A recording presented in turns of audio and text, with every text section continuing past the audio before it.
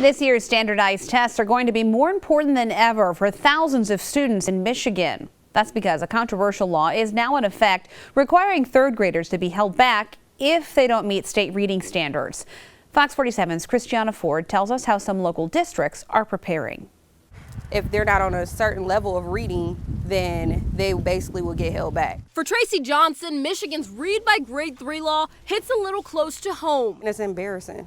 So I know because I got held back. The effect of the law will be seen for the first time this year. The Michigan Department of Education estimating 5,000 students will be flagged because of low English and language arts scores on this spring's M-STEP test. I don't like that at all. There are exceptions. Education policy expert Brian Gutman says who gets held back will likely depend on the school. Superintendents also have the authority to say this child is not going to be retained, even though the law says that without my exemption, they might be retained. All of this comes down to how well the school is supporting the needs of students. Grand Ledge Public Schools telling me they will make decisions on a case-by-case basis, using all the tools in their toolbox to prevent failing students. We will look at the entire body of evidence. So we'll look at all of our achievement data, we'll look at teacher input, principal input, parent input, and have a real conversation for each individual kid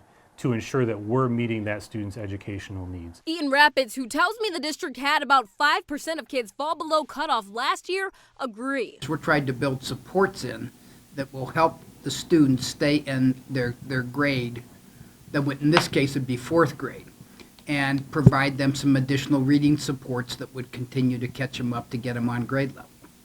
And that was Christiana Ford reporting. M-STEP testing begins in late April to early May.